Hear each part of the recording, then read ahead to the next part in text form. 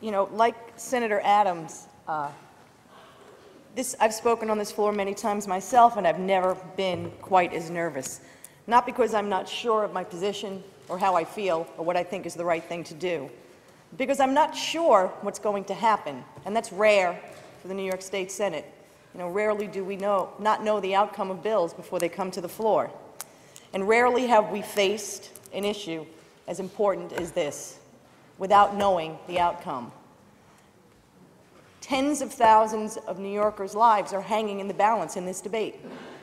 They are either going to go home today knowing that we made history here in New York State, or they're going to go home incredibly disappointed, but certainly unbowed, and the struggle will continue. But I hope that we are going to make that history here today. I hope that we're going to take that step forward to continue the promise of Thomas Jefferson that Senator Schneiderman so eloquently talked about, or eradicate the inequality that Senator Adams described so painfully. I hope that we're going to make that choice. Because I reject, even though I have great respect for Senator Diaz, and I do, and he's not here, but I do have great respect for him, and I have great respect for his religious convictions. But this vote is not about politics. It's not about Democratic politics or Republican politics. It's not about who contributed to what campaign.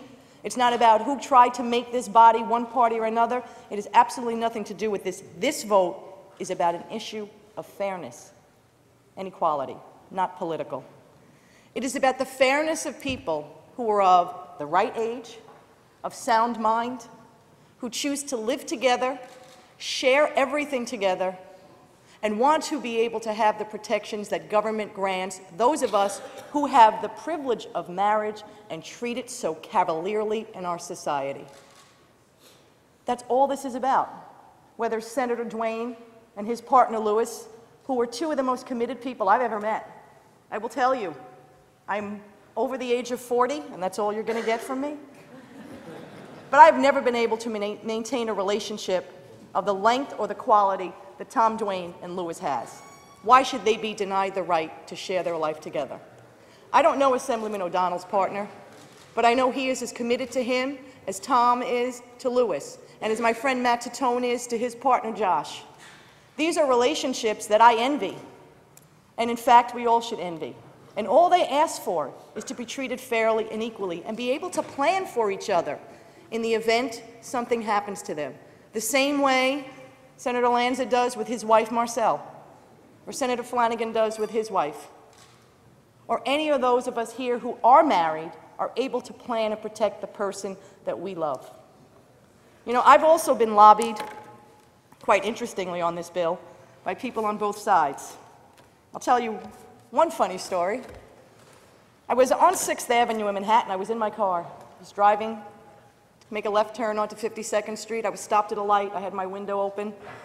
And a young man on a pedicab stopped and stuck his head in the window of my car, which I thought was kind of strange. But he recognized the Senate license plate on my car, and this was right during the week that the Assembly was taking up the vote earlier this year. And he said to me, "Excuse me, is there going to be a gay marriage vote in Albany this week?" And I said, yes, the Assembly's going to take it up, but the Senate probably won't take it up anytime soon. I'm not sure when. And he said, "Are you going to vote for it?" And I said, "Yes, I am." And he said, "Why?" And I said, "Because I believe that people should be able to share their life with whoever they want, and the role of government is to administer that contract that they agree to enter into." And he stopped and he said, "But they're changing the definition of marriage." And I said, "Don't get so excited about this marriage stuff." I said, "Think about this. We just met, you and I, right here at the stoplight. You stuck your head in the window of my car."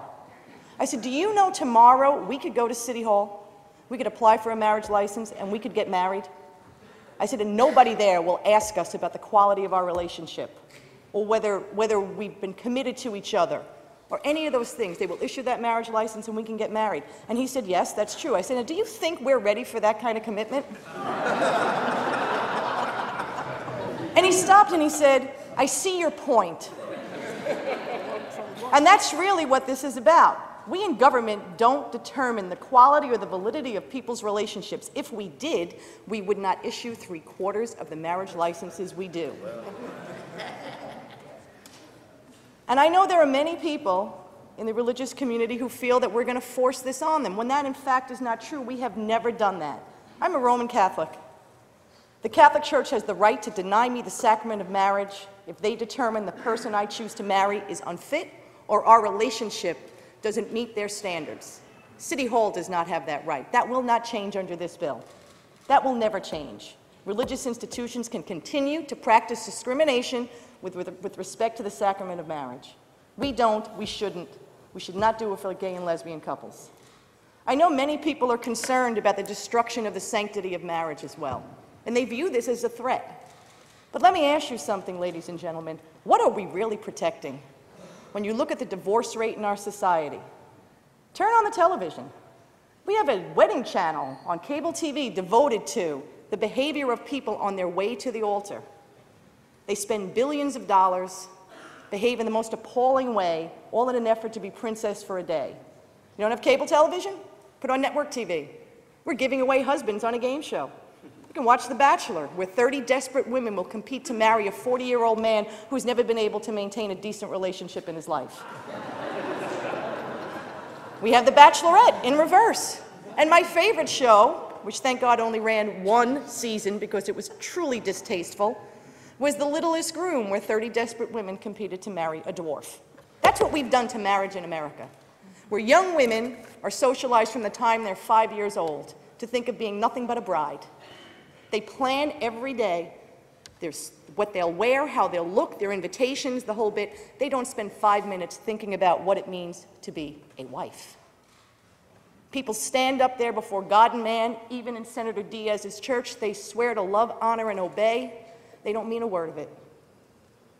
And so, if there's anything wrong or any threat to the sanctity of marriage in America, it comes from those of us who have the privilege and the right, and we have abused it for decades. We have nothing to fear from Tom, Dwayne, and Lewis. We have nothing to fear from Danny O'Donnell and his partner. We have nothing to fear from people who are committed to each other, who want to share their lives and protect one another in the event of sickness, illness, or death. We have nothing to fear from love and commitment. My only hope, Tom, is that we pass this bill, the governor signs it, and then we can learn from you, and you don't learn from us. I vote aye.